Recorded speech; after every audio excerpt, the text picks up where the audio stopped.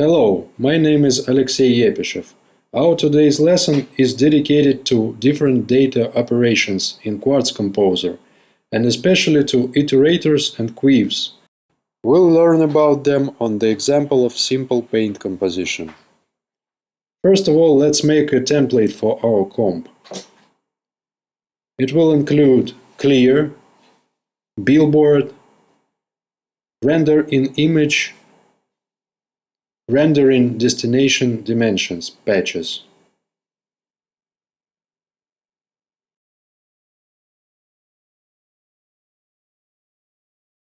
The last patch returns viewers' current dimensions in Quartz Composer units and in pixels. Let's connect its outputs to respective inputs of render in image patch. This will prevent pixel loss while rendering graphics.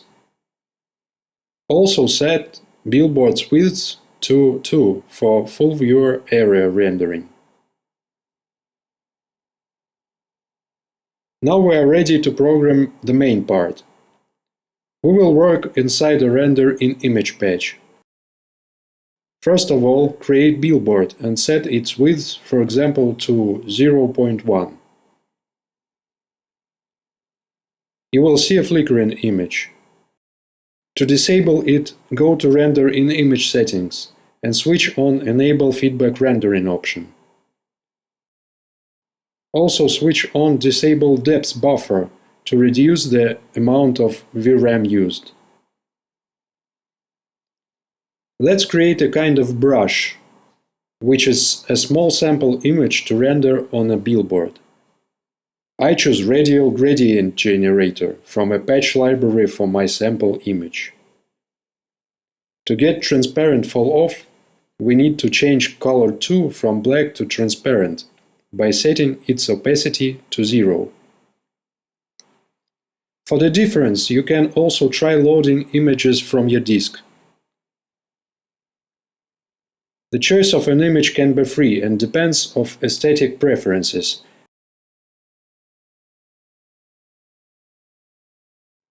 But it is always better when a sample picture contains alpha channel. Now I can connect generator to billboard. Next, what I am going to do is control. I prefer to control my object by mouse, so I choose a mouse patch. Connect X and Y position from mouse to the same positions of billboard. Now you see that our gradient is following a mouse cursor. An absence of clear patch inside a render in image patch leads to keeping previous frames visible and gives us an effect of painting. To achieve a transparency instead of a black, switch blending mode from Replace to Over. In this mode, billboard begins to accept alpha channel. You can also try other blending modes. Let's now perform colorization. Choose Interpolation patch and HSL color patch, just like in previous lesson. Make connections. Now a color of gradient changes from frame to frame.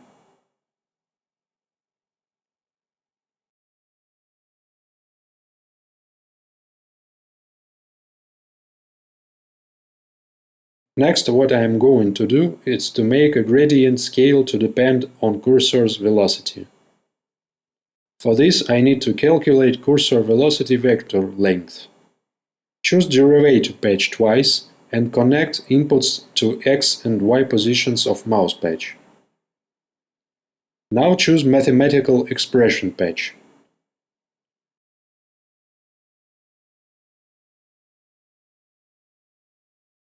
To find vector length, use the formula of distance.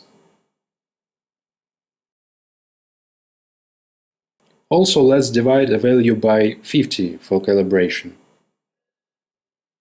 The result goes to billboard's width.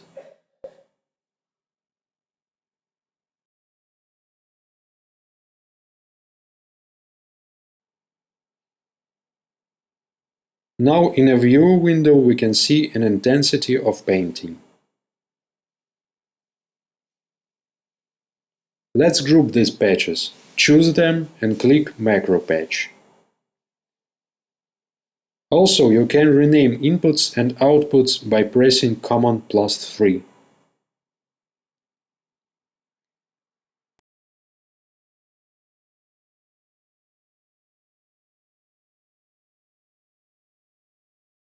Resulting composition is very simple, nevertheless, a picture looks too static, and I'd like to get some kind of a pulsing gradients. So let's try another approach. You can keep unused renderers in place simply disabling them.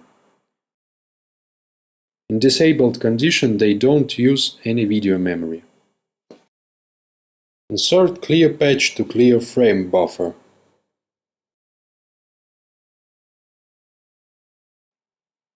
To let any gradient live its own life after it was painting, we need to use Quiv. First, we need to collect all varying parameters into one organized set. Choose named struct maker patch. Press Command +2 and switch a number of inputs to 3. Name inputs X, Y, and scale, and then connect to respective parameters. Now choose Quiv patch. Let's restrict a number of elements. Set Quiv size to 100.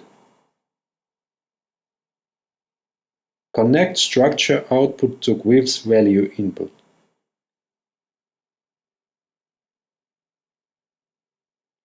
Also, we need a rule for Quiv filling. Let's say that the filling will happen only when the mouse is moved. To make this, select Watcher patch twice and connect it to X and Y position of the mouse.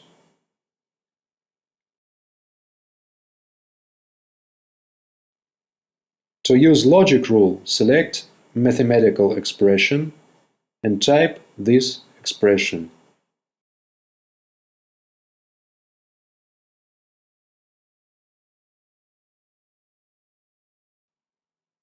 It means that result is true when X or Y changes. Then connect result to Quiv's filling input. Let's also group these patches.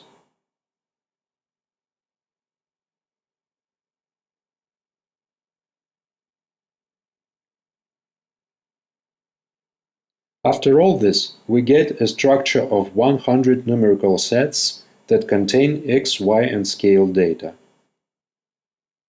Now we need to visualize data. For this we will use an iterator. Choose Iterator patch. Note that it is a macro patch, so we can work inside of it.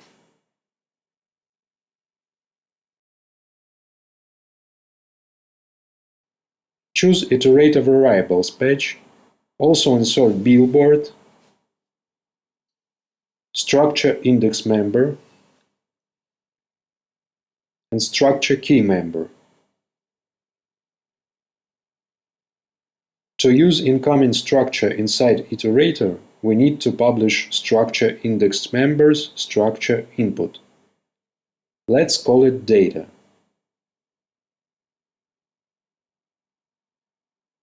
Connect index input to Iterator variables index.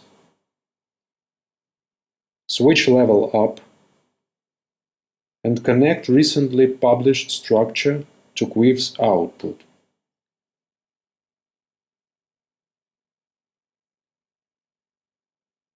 Set a number of iterations equal to Quiv's length.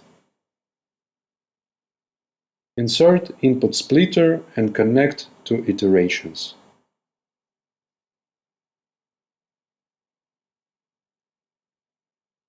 Now we need to spread out a given member since it is a set of data. Duplicate structure key member twice by pressing Command D. Name the first key X, the second key Y, the third key Scale. Connect inputs to member output. Now let's make final connections. Connect X member to billboard's X position, Y member to Y position, Scale member to width. Now about our gradient images. There are actually two ways to transmit this data into an iterator. First is to quiff images. Remember that the gradient color interpolates. This method is very useful when you capture video input frames, for example. The second is to include hue data into existing data quiff and then apply it to HSL color patch inside an iterator. I'll try the second. First, publish billboard's image input and connect it to generator image.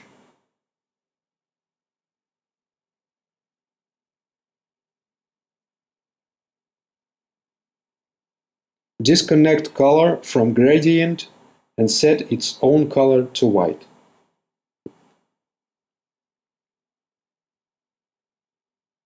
Then, increase number of named inputs to 4 and name the new one Hue.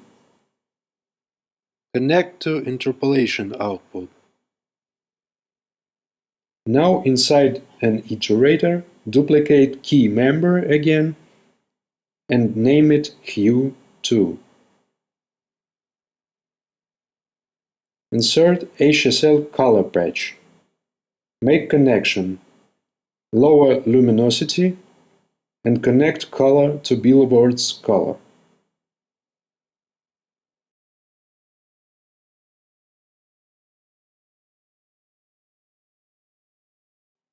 That's it.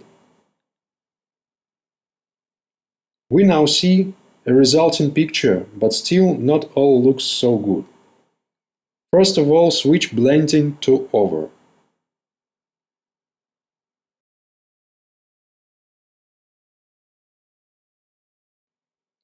Now we can notice a rough disappearance of objects. So let's add alpha rule for structure members inside an iterator for smooth fade out. Simply connect alpha input of HSL color patch to iterator variable's current position that varies from 0 to unity.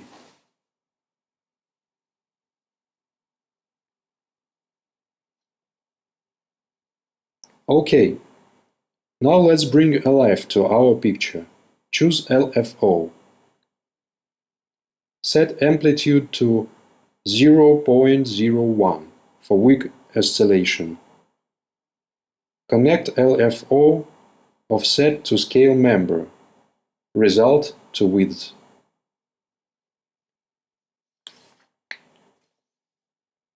Now let's play with the phase.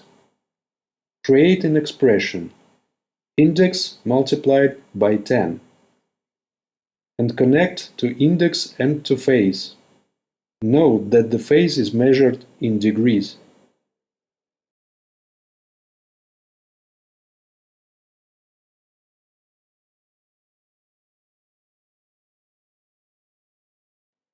Now you can see beautiful chains of pulsing objects.